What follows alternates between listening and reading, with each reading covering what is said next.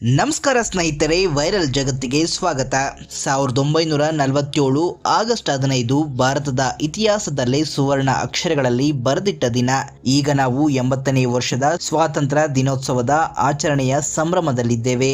ಆದರೆ ನೀವು ಎಂದಾದರೂ ಯೋಚಿಸಿದ್ದೀರಾ, ಮಾಡು ಇಲ್ಲವೇ ಮಡಿ ಅಂತ ಕರೆ ಕೊಟ್ಟ 1942ರಲ್ಲೇ ಭಾರತಕ್ಕೆ ಸ್ವಾತಂತ್ರ್ಯ ಯಾಕೆ ಸಿಗಲಿಲ್ಲ?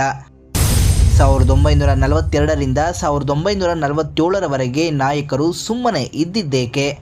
ಬ್ರಿಟಿಷರು ಸ್ವಾತಂತ್ರ್ಯ ಕೊಡಲು ಸರಿಯಾಗಿ ಆಗಸ್ಟ್ 15ರ ಮಧ್ಯರಾತ್ರಿಯನ್ನೇ ಆರಿಸಿಕೊಂಡಿದ್ದೇಕೆ? ಬಹುಮತವಿದ್ದರೂ ಸರ್ದಾರ್ ವಲ್ಲಭಾಯ್ ಪಟೇಲ್ ರವರಿಗೆ ಪ್ರಧಾನಿ ಪಟ್ಟ ತಪ್ಪಿಸಿದ್ದು ಯಾರು?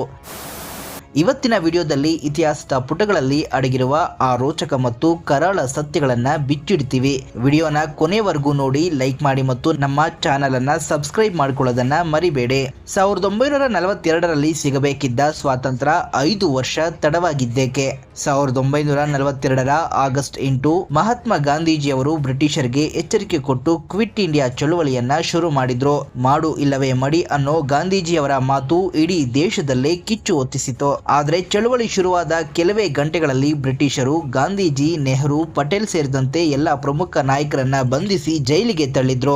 ಇತ್ತ ಪ್ರಮುಖ ನಾಯಕರಿಲ್ಲದಿದ್ದರೂ ಕೂಡ ಜಯಪ್ರಕಾಶ್ ನಾರಾಯಣ್ ಮತ್ತು ಅರುಣಾ ಅಸಫ್ ಅಲಿ ಅವರಂತಹ ಯುವಕರು ಹೋರಾಟ ಮುಂದುವರಿಸಿದರು. ಆದರೆ ಆ ಸಮಯದಲ್ಲಿ ನಡೆಯುತ್ತಿದ್ದ 2ನೇ ಮಹಾಯುದ್ಧದ ಕಾರಣದಿಂದ ಬ್ರಿಟಿಷರು ಕ್ರೂರವಾಗಿ ದಬ್ಬಾಳಿಕೆ ನಡೆಸಿ ಚಳುವಳಿಯನ್ನ ಹತ್ತಿಕ್ಕಿದರು. ಎಲ್ಲ ನಾಯಕರು ಬಿಡುಗಡೆಯಾಗುವಷ್ಟರಲ್ಲಿ 1945 ಆಗಿತ್ತು. ಆದರೆ ಆ ಬಳಿಕ ಇವರು ಸ್ವಾತಂತ್ರ್ಯ ಚಳುವಳಿಯನ್ನೇ ಮಾಡಿಲ್ಲ ಅಂದ್ರೆ ನೀವು ನಂಬ್ತೀರಾ?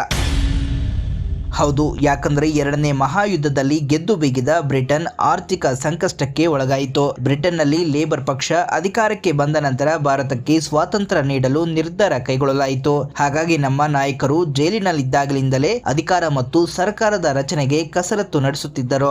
ಮತ್ತೊಂದೆಡೆ ಮಹಾಯುದ್ಧ ಮುಗಿದ ಬಳಿಕ ಸುಭಾಷ್ ಚಂದ್ರ ಬೋಸ್ ರವರ ಆಜಾದ್ ಹಿಂದ್ ಫೌಜ್ ಸೃಷ್ಟಿಸಿದ ಸಂಚಲನ ಮತ್ತು 1946ರಲ್ಲಿ ನಡೆದ ಭಾರತೀಯ ನೌಕಾಪಡೆಯ ದಂಗೆ ಬ್ರಿಟಿಷರ ನಿದ್ದೆಗೆಡಿಸಿತ್ತು. ಅಷ್ಟೊತ್ತಿಗಾಗಲೇ ಭಾರತವನ್ನ ಸಂಪೂರ್ಣವಾಗಿ ದೋಚಿದ್ದ ಬ್ರಿಟಿಷ್ ಸರ್ಕಾರಕ್ಕೆ ಭಾರತದಿಂದ ಬರುತ್ತಿದ್ದ ಆದಾಯ ಪ್ರಮಾಣ ತೀರಾ ಕಡಿಮೆಯಾಗಿತ್ತು.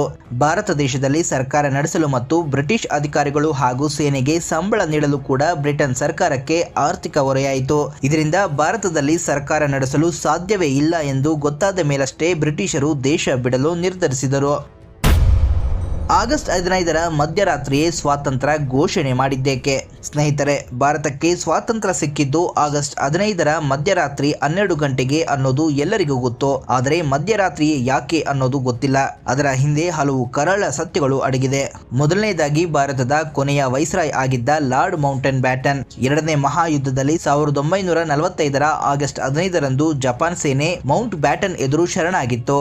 ಹಾಗಾಗಿ ಆಗಸ್ಟ್ 15 ಮೌಂಟ್ ಬ್ಯಾಟನ್ಗೆ ಲಕ್ಕಿ ಡೇ ಆಗಿತ್ತು. ಅದಕ್ಕೆ ಆ ದಿನಾಂಕವನ್ನ ಫಿಕ್ಸ್ ಮಾಡಿದ್ರು. ಆದರೆ ಭಾರತೀಯ ಜ್ಯೋತಿಷಿಗಳು ಆಗಸ್ಟ್ 15 ಶುಭ ದಿನವಲ್ಲ ಅಂತ ವಿರೋಧ ವ್ಯಕ್ತಪಡಿಸಿದರು. ಆದರೆ ಇಂಗ್ಲಿಷ್ ಕ್ಯಾಲೆಂಡರ್ ಪ್ರಕಾರ ರಾತ್ರಿ 12 ಗಂಟೆಗೆ ಹೊಸ ದಿನ ಆರಂಭವಾಗುತ್ತೆ. ಹಾಗಾಗಿ ಮಧ್ಯರಾತ್ರಿ 12 ಗಂಟೆ 59 ನಿಮಿಷದಿಂದ 12 ಗಂಟೆಯ ಸಮಯವನ್ನ ನಿಗದಿಪಡಿಸಲಾಯಿತು. ಬ್ರಿಟಿಷರ ಪ್ರಕಾರ ಅದು ಆಗಸ್ಟ್ 15. ನಮ್ಮ ಜ್ಯೋತಿಷ್ಯದ ಲೆಕ್ಕಾಚಾರದ ಪ್ರಕಾರ ಅದು ಶುಭ ಮುಹೂರ್ತ ಅಂತ ಕತೆ ಸೃಷ್ಟಿಸಿದ್ರು. ಆದರೆ ನಿಜಕ್ಕೂ ಆ ದಿನ ನಡೆದಿದ್ದು ಬೇರೆ. ಭಾರತದ ಇತಿಹಾಸದ ಅತ್ಯಂತ ದೊಡ್ಡ ಚರ್ಚೆ ಅಂದರೆ ಸ್ವಾತಂತ್ರ್ಯ ಭಾರತದ ಮೊದಲ ಪ್ರಧಾನಿ ಆಯ್ಕೆ. 1946ರಲ್ಲಿ ಅಂದರೆ ಸ್ವಾತಂತ್ರ್ಯ ಘೋಷಣೆಯಾಗುವ ಮುನ್ನವೇ ಕಾಂಗ್ರೆಸ್ ಅಧ್ಯಕ್ಷರನ್ನ ಆಯ್ಕೆ ಮಾಡಲು ಚುನಾವಣೆ ನಡೆಸಿತ್ತು. ಯಾರು ಅಧ್ಯಕ್ಷರಾಗ್ತಾರೋ ಅವರೇ ಪ್ರಧಾನಿ ಆಗ್ತಾರೆ ಅನ್ನೋದು ನಿಯಮವಾಗಿತ್ತು.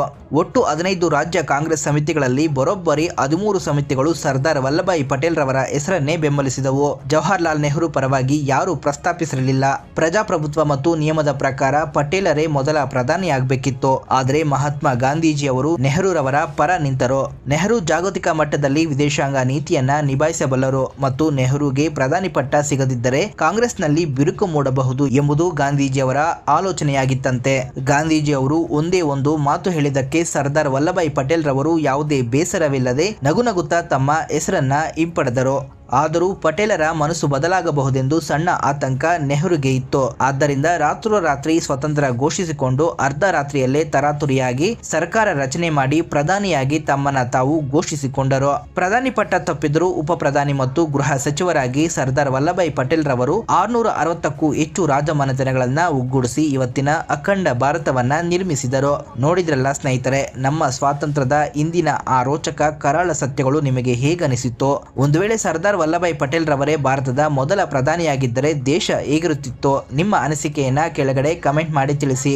ವಿಡಿಯೋ ಇಷ್ಟ ಆಗಿದ್ದರೆ ತಪ್ಪದೆ ಲೈಕ್ ಮಾಡಿ, ಶೇರ್ ಮಾಡಿ ಮತ್ತು ಇಂತಹ ವಿಷಯಗಳಿಗಾಗಿ ನಮ್ಮ ವೈರಲ್ ಜಗತ್ತು ಚಾನಲ್ ಅನ್ನ ಸಬ್ಸ್ಕ್ರೈಬ್ ಆಗಿ. ಮತ್ತೆ ಮುಂದಿನ ರೋಚಕ ವಿಡಿಯೋದೊಂದಿಗೆ ಸಿಗೋಣ.